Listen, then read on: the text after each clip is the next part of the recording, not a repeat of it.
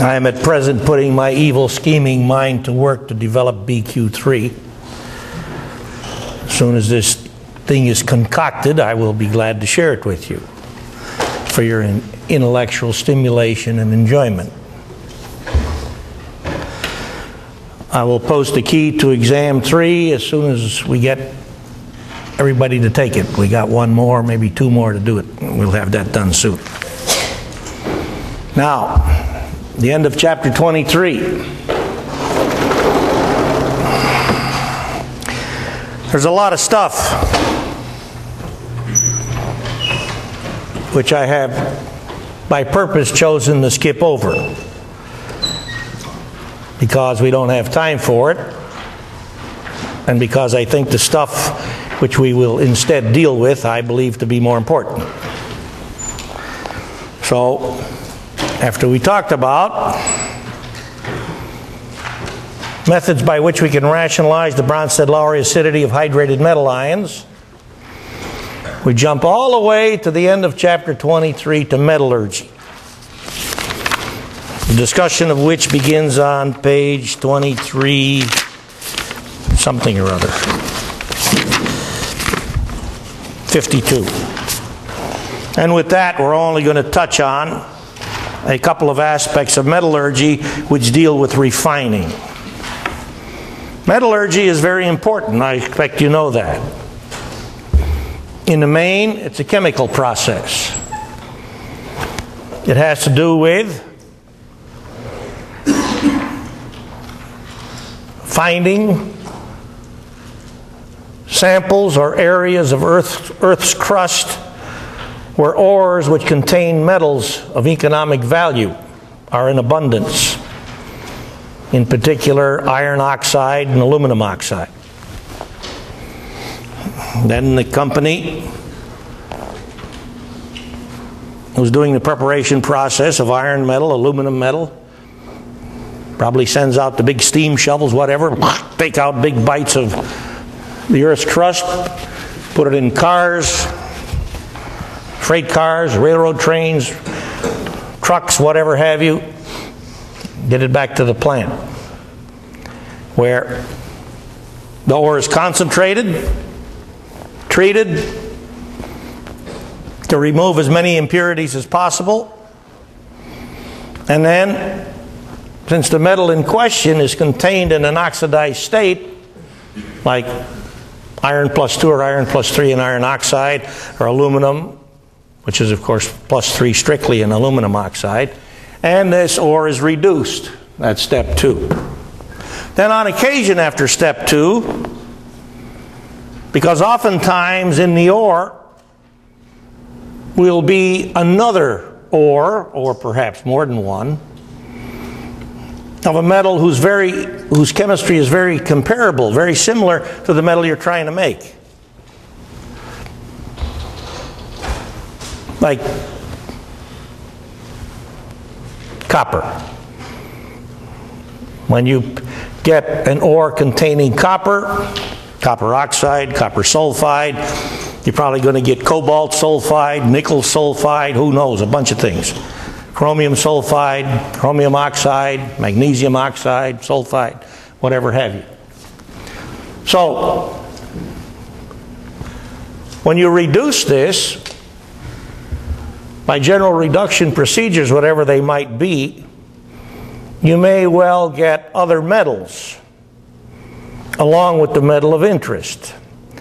So the first metallurgical consideration we'll make of a specific nature is about the purification of copper. Now, regarding copper, maybe I mentioned that in what I just said. That would have not been correct what I just said. Well, yeah, sure, shouldn't be correct. What kind of metals from a reducing standpoint, in general, what kind of metals in general, from a reducer strength standpoint, would you find a sample of copper to be contaminated with?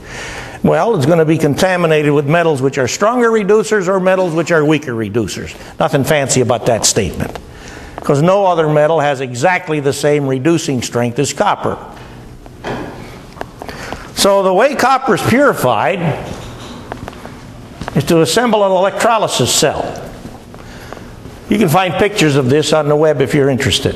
It's an interesting process. We'll talk about it now, and likely you will see as a consequence of this conversation why this process is interesting.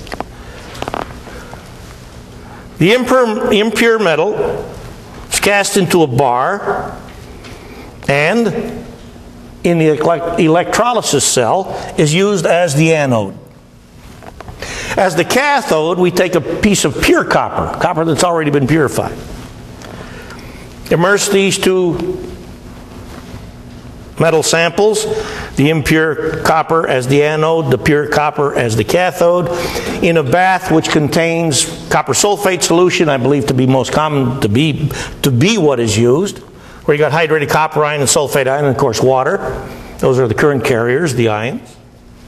And you connect the anode to the cathode with a wire and a power source. The power source is affixed with a controllable voltage device. What we do then is to adjust the voltage as the electrolysis is in progress. We adjust the voltage so that it's just right to oxidize copper. Just enough to oxidize copper. Well, the same voltage will then appear at the cathode. Can't have this one cell running with two different voltages.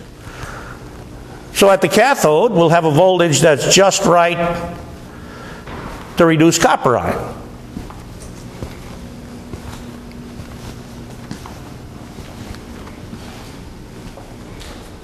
In fact, you can look in table 2, pardon me, and see what the voltage is.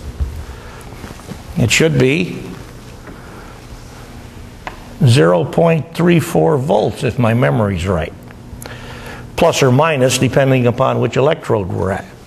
But we're not really concerned about the voltage, other than it's just right to oxidize copper at the anode and just right to reduce copper at the cathode. What we're concerned about is the fate of these impurities. Well, tell me, if copper is contaminated with nickel, cobalt, zinc, for example, each of which is a metal that's a stronger reducer than copper, if this voltage can oxidize copper in the copper ion, will it oxidize these other metals? If these other metals are stronger reducers, they're more easily oxidized. So if the voltage is strong enough to oxidize copper, these other metals will certainly be oxidized. Now what about metals that are weaker reducers than copper? No, we don't have the potential, the voltage up high enough to oxidize those metals. So as this anode deteriorates by dissolution, copper gets oxidized to this. The more reactive metals, which are impurities in this copper anode, swim in the solution as the corresponding hydrated metal ions, like hydrated nickel ion, cobalt ion, zinc ion, whatever they might be. And the metals which are poorer reducers than copper, more difficult to oxidize than copper, as this anode comes apart by dissolving, they fall to the bottom of this cell as in sludge. Now, let's go over to the cathode. At the cathode, we have copper ion approaching because the electricity is flowing this way. So the cathode, as we already have recognized, is the electrode which is continuously made negative by electrons flowing into it. Hydrated copper ions flow over there, and the voltage is just right to reduce hydrated copper ion. So at the cathode, this chemistry occurs. Now, will this chemistry occur with the other metal ions, like hydrated zinc ion, hydrated nickel ion? Remember, these hydrated metal ions were derived from metals which are stronger reducers than copper. So the conjugate oxidizers of these metals, the hydrated metal ions, like hydrated zinc ion, will that be reduced to zinc at the cathode? Is the potential high enough to reduce zinc ion to zinc? No, because hydrated copper ion is easier to reduce. It's a stronger oxidizer. So all the metal ions which approach the cathode, because electrons are being pumped into the cathode, so by plus-minus attraction, all the metal ions swim toward the cathode. But only hydrated copper ion gets reduced. The potential isn't high enough to reduce these other hydrated metal ions. They are again derived from metals which are stronger reducers than copper. Consequently, their hydrated metal ion components, their conjugate oxidizers, are more difficult to reduce. So they won't get reduced. We'd have to make the potential higher to reduce these other metal ions. Upshot, the pure copper cathode continues to become a larger and larger sample of pure copper cathode. And what they do when they run this is when the copper cathode is become very large, they take it out and put in a new piece of copper, a smaller piece, and keep on going. Now, what part of this system have we yet to discuss in detail? The sludge. I like to talk about the sludge because we are all familiar with the generic meaning of the word sludge. How would you like it if on your birthday, mom, dad, boyfriend, girlfriend, whatever, came to you and said, on this birthday of yours, I'm going to give you a big bag of sludge from the copper purification process. Would you like this sludge? What is the sludge? The sludge is a collection of metals which are poorer reducers, more difficult to oxidize than copper. Do you know some of these metals? How about silver? Want a bag of silver? How about gold? Want a bag of gold? How about platinum? That's even more valuable than gold. So if you understand chemistry, you would say, thank you for this sludge.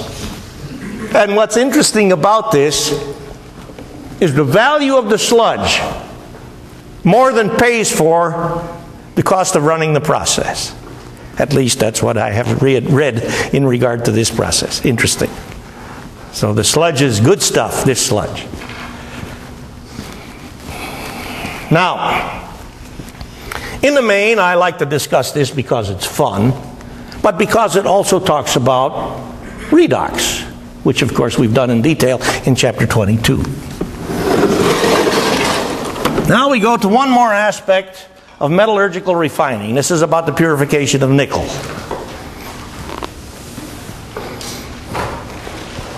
The most important part of this conversation, the one that we'll now have on the purification of nickel, is that it is a powerful springboard into chapter 24.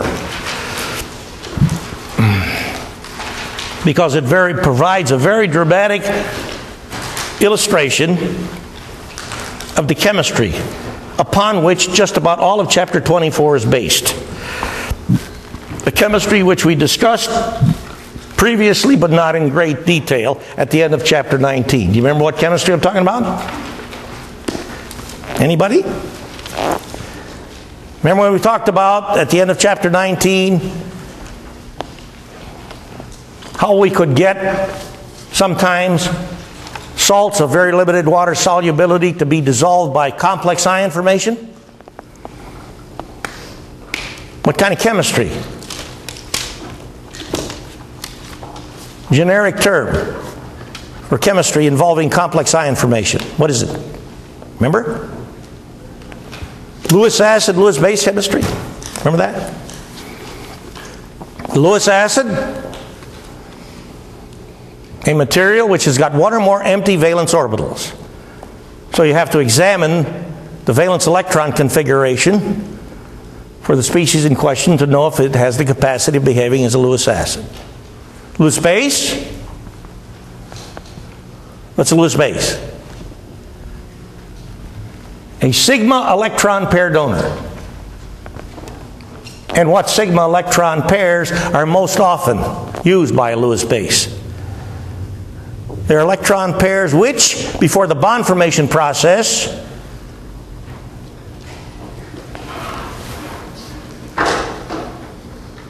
were what? How do we recognize the ability of ammonia to react with silver ion? We looked at the Lewis structure for ammonia, didn't we? We saw a non-bonding pair on the nitrogen atom. And we talked about the Lewis acid ability of silver ion. The silver ion's got a whole bunch of empty valence orbitals, clearly making it capable of behaving as a Lewis acid. And when silver ion reacts with ammonia, you have, in fact, a Lewis acid-base reaction, resulting in formation of the complex ion silver ammonia, 2 molecules ammonia, charge plus 1.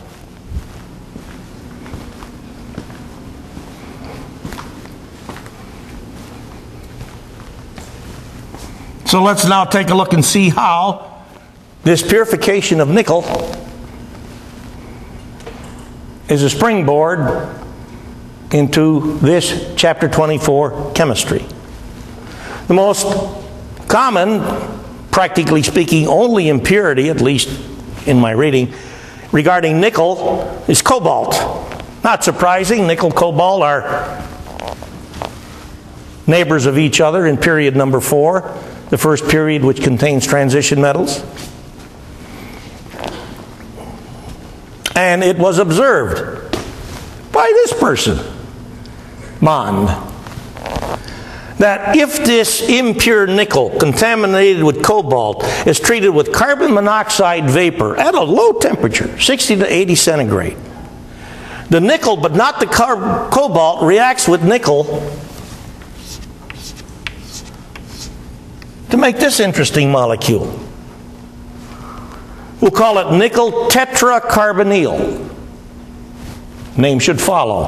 Tetra for 4, carbonyl, which is the name for carbon monoxide when it behaves as a Lewis base. This is a gas phase stuff. Tell me, prior to this specific example, at temperatures as low as 60 to 80 degrees centigrade, lower than the boiling point of water, have you yet come across in your studies of chemistry any metal-containing materials which are gas phase at such a low temperature? No. Practically speaking, until now, the metal-non-metal compounds that you have come across have been crystalline solids, high-melting ionic compounds.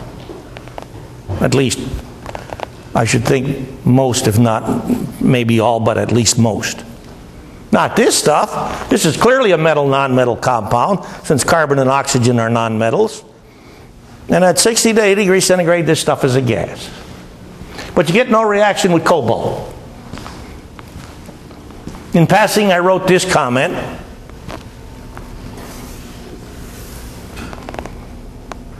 Because I've seen students in laboratory who have yet to learn the significance of writing correct chemical formulas. You remember assignment 2 in 46 laboratory when you're asked to deal with this rather fancy precipitating agent, cobaltinitrite ion?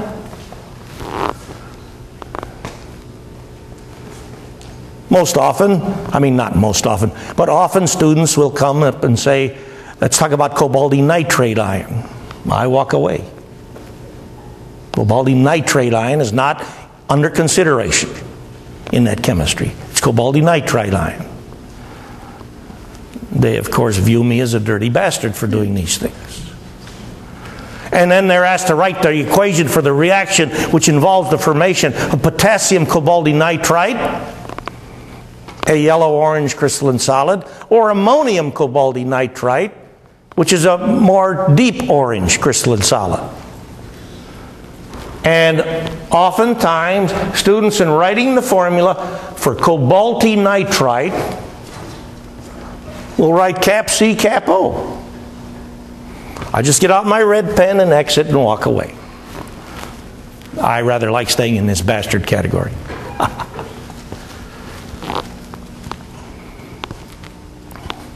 Hey, cobalt and carbon monoxide are hardly the same stuff.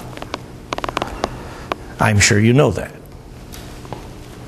Do you not find this comparable to the story I told you about the sodium ion tongue test? Hey. I've even had this argument with faculty who talked to me about this stuff is only symbolism. I agree, but we have to use the symbolism correctly if we're going to communicate. Like all these damn books that insist on OH minus for hydroxide ion. No! Hydroxide ion. It's not oxyhydride ion. The minus charge is not on the hydrogen.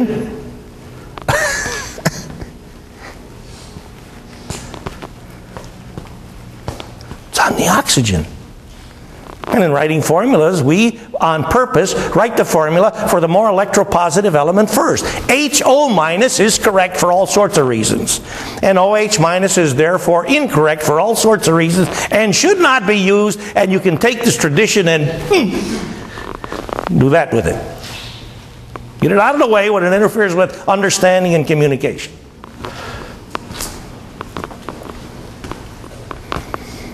Just like this. Okay. Now back to the chemistry. When we take this stuff after having formed it, by heating it up to 200 centigrade, it decomposes. And you get your pure nickel. Because remember, the cobalt stayed behind. It didn't react with the carbon monoxide. So I asked the question, is this reaction redox or Lewis acid, Lewis base? A metal reacted with a non-metal. Now, most everything you've looked at previously, when a metal has reacted with a non-metal, you wound up with an ionic solid, didn't you? Now, what's the characteristic of ionic solids under normal laboratory temperature conditions or 60 to 80 degrees centigrade? If now, at this stage of the game, after having studied chemistry, somebody asks you to describe properties of ionic solids. Well, forget the solid. Ionic compounds. Tell me something about the properties of ionic compounds. What would you say? Well, first of all, you got to specify conditions. Because if you talk about this material at 3,000 degrees centigrade, they're likely going to be a hell of a lot different than they are at normal laboratory temperature conditions. So we'll talk about them on normal laboratory temperature conditions, and 60 to 80 degrees centigrade is not very much above such. What would you say about ionic compounds? Solids exclusively? Crystalline exclusively? High melting exclusively, unless it happens to be an ionic compound like an ammonium salt, which on strong heating will decompose rather than melt. But at the minimum, crystalline ionic solid. Fair enough? Well, this stuff at 60 degrees, this stuff's a gas. That sound like an ionic material? Heck no.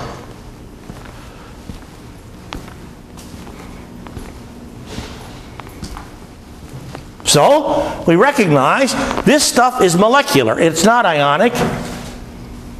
And it has not involved any electron give and take. It's not a redox reaction. It's instead a Lewis acid, Lewis base reaction. Do you believe nickel can behave as a Lewis acid? Has ground state nickel got any empty valence orbitals? Ground state nickel. 28 Z value. Config is argon core 3D84S2. 3D84S2. Name for me some empty valence orbitals which the nickel atom possesses, because it must have these if it's going to be able to behave as a Lewis acid. I want empty valence orbitals for nickel, ground state.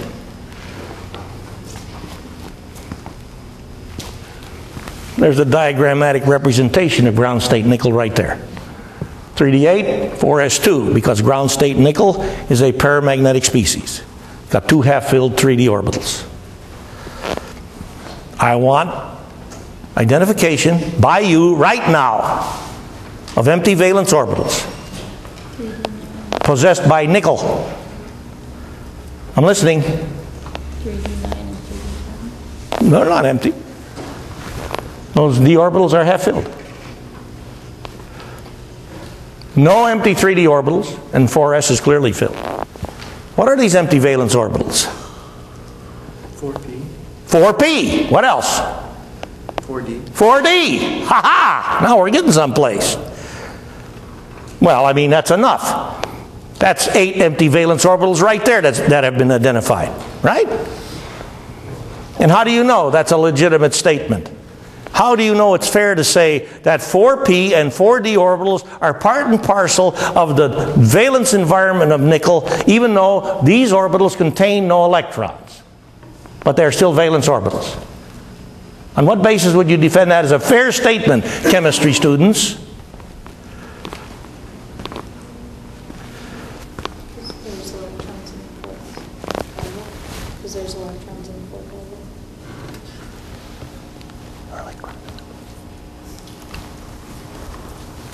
level. I'm repeating what I just heard. Nickel lives in which period? Does that not correspond to energy level number 4? What's the total electron capacity for energy level number 4?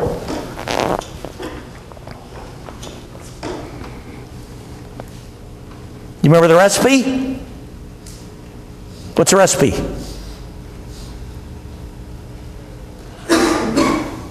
Two n squared. What's n? 4. Principal quantum number. 4 squared is 16. Times 2, that's 32.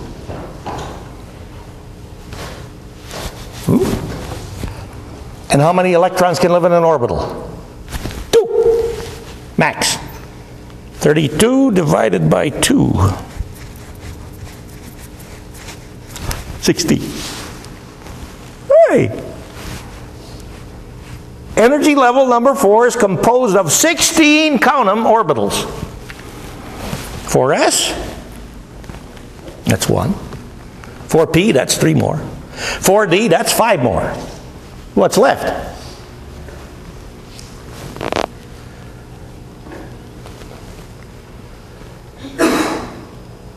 You told me 16 orbitals. Well, actually, I told you, but you surely wouldn't disagree with me. What's next? 4f. The first energy level where we find the presence of f orbitals. And an f sublevel is a package of how many orbitals? You remember this orbital sublevel count? S1, P3, D5, F7. How about that? So add them up, you get 16 orbitals. 1s, 3p's, 5d's, and 7f's. There's your 16 orbitals. Now we don't find any electrons in 4p and 4d and 4f for our transition metal atoms in period 4, but the orbitals are there.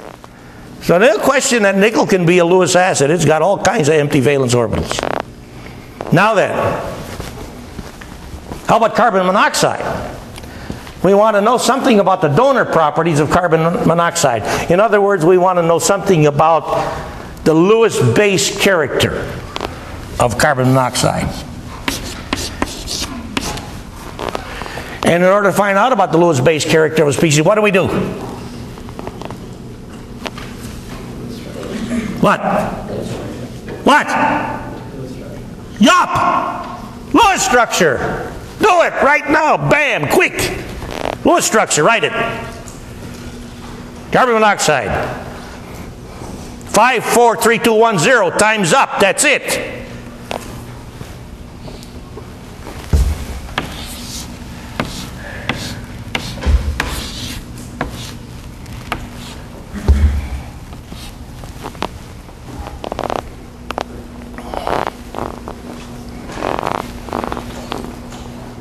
Everybody get this? This is the only stable molecular carbon-containing species.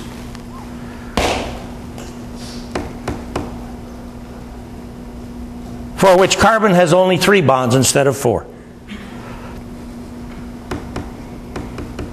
But each atom's noble gas structure. And I believe you have learned, or at least certainly should have learned, that when you go about this business of writing Lewis structures, you look to see if the valence electron count's an even number.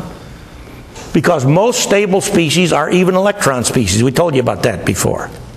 And now let's get to this noble gas rule. Noble gas structure consideration. I've seen textbooks foul this up all over the place.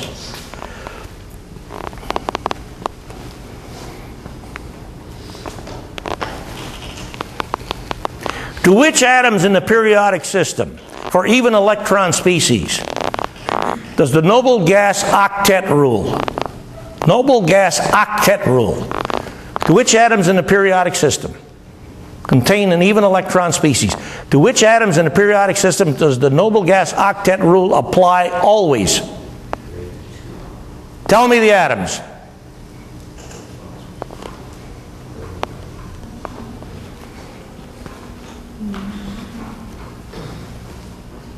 I'm listening.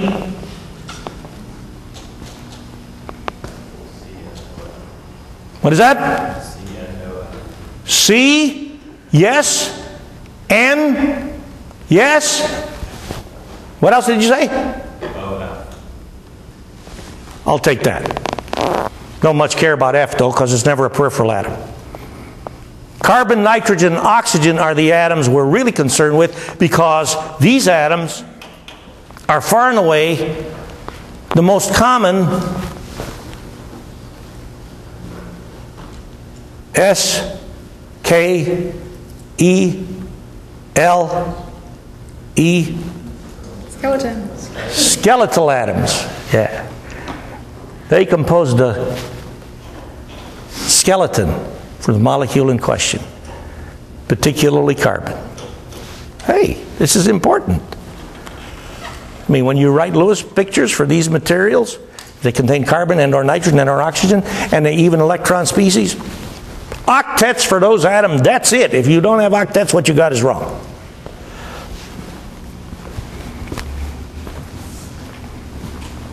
Now then, after we have a Lewis structure, what device do we commonly employ to constructively criticize the Lewis structure? What's his device?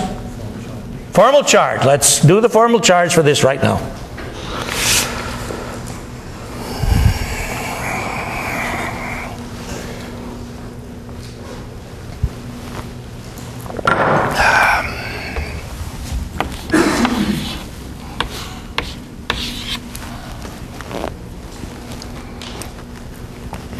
You get this? You find anything unusual about this formal charge distribution? What's unusual about it? What? Carbon is bearing the negative charges. And oxygen bears the positive formal charge. That's hardly ever the case. It's almost always the case, if there's formal charge distribution, the formal charge will appear on the atom of greater electronegativity. Because the atom of greater electronegativity does a better job of stabilizing valence electron density. Not here. So we ask then the question, when carbon monoxide does its Lewis base thing,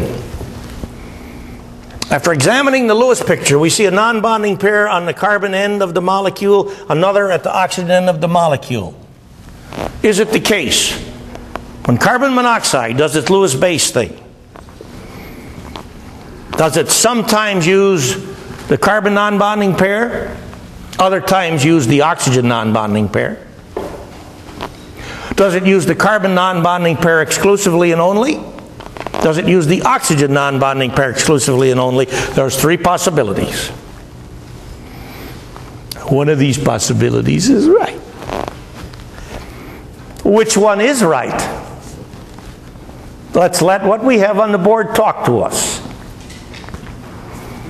Which atom, as a consequence of its electronegativity, is expected to be far more willing, so to speak, to share its non-bonding pair with another species, and in so doing make a coordinate covalent bond? Carbon or oxygen, based on its electronegativity? Which one? Carbon. It's the atom of lower electronegativity. This thing is an electron hog from an electronegativity standpoint. It stabilizes this non-bonding pair much more effectively than this atom. But in this atom, we find carbon with a non-bonding pair. And when you all look at all these other even electron species containing carbon, molecular species, you won't find non-bonding electron density on carbon. You'll find non-bonding electron density for carbon in the cyanide ion, but that's an ion, not a molecule.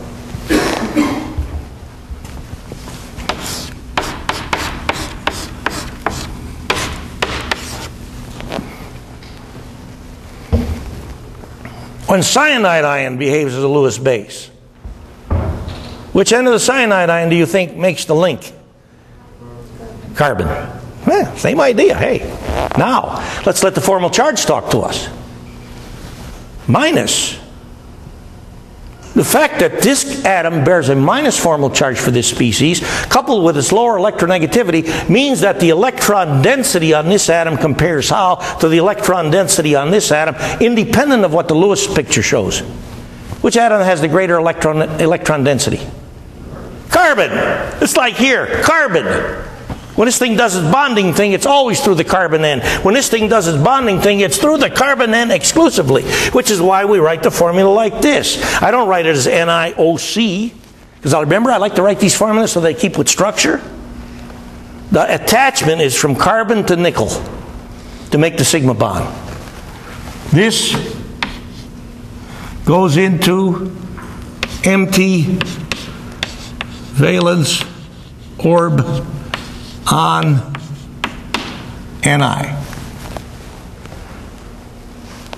And just for fun, what do you think about the strength of this bond? What do you think about the strength of this bond?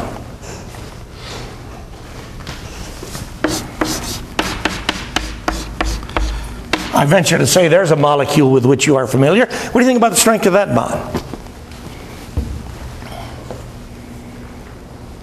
Right now, if you think about it, you should be able to line up these three bonds with respect to relative strengths. Which one is strongest, which one is weakest, recognizing they're all very strong bonds because they're all triple bonds. Which of these three bonds is strongest? Carbon monoxide, cyanide ion, or nitrogen molecule? Right now, this question's for fun, but I like fun. Which of these is the strongest bond? How many vote for carbon monoxide? How many vote for cyanide ion? How many vote for nitrogen molecule? Which one of these is the weakest bond?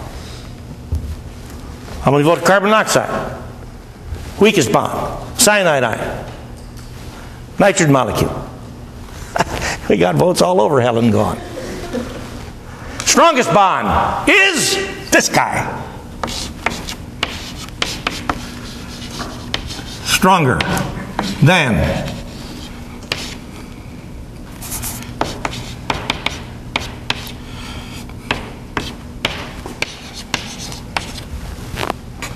weakest, this guy.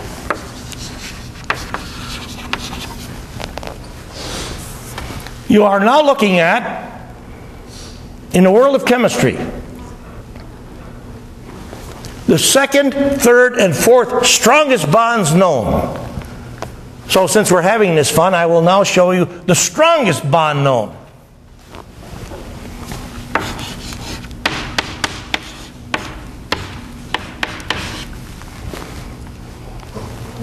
I believe the name for that is nitrosonium ion. I don't give a damn about its name. NO plus is what counts. It's derived from nitric oxide. Nitric oxide is a non-electron molecule. You pop away one electron, you get this thing. This is the strongest bond known in the world of chemistry. Here's number 1, number 2, number 3, and number 4. There they are. Why? I'll let you dwell on this for a while. But I will tell you, the answer lies in what property? Property we've discussed quite often lately. Electronegativity. Do you see that this species, relative to the other three, is a composite, is a species of composite electronegativity which is greatest? O is the most electronegative of the atoms being considered here. And N is number 2 and carbon's number 3. Okay? So these two stabilize bonding electron density to the greatest extent of these 4. That's number 2 because it's got oxygen. Number 3 and number 4. Now you may well be saying, well, how can I tell between these two? And we'll show you how to tell between these two, and we get to the one remaining theoretical consideration, which we've not yet done, called molecular orbital theory. That's at the tail end of the pipeline. Forget that for now. Now, one more thing. We asked about, I want to do this one thing because we got it on the board. When this makes a sigma bond by using the carbon non-bonding pair, the sigma bond to nickel, what orbital? Well, we don't know yet. Let's see if we can find out. Empty valence orbital on nickel. Well, hey, this is showing me nickel is bonding with 4 of these things. So I got to have 4 orbitals, right? Not just one. I got 4 carbon monoxide molecules, each of which is contributing a non-bonding pair to become a bonding pair in forming this complex compound. A compound stabilized by 4 coordinate covalent bonds, and maybe even more bonds. We'll talk about that further. But look at this. Nickel tetracarbonyl is diamagnetic. But nickel is magnetic, paramagnetic. So what happened to these half-filled d orbitals when I made this stuff?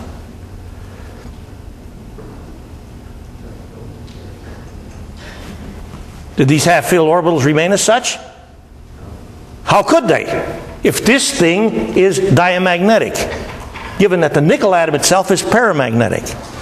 It's if, almost by magic, when carbon monoxide molecules interact with nickel to make this stuff, these electrons, which are nickel electrons, as if by magic, are pushed back into the 3D sublevel to create a 3D10 configuration, and at that instant, a 4D0 configuration. It must be true because the damn stuff is diamagnetic. Now tell me, how many non-bonding pairs are in total contributed? We got 4 carbon monoxide molecules coming in, right? Each one makes a sigma bond. So I need 4 orbitals.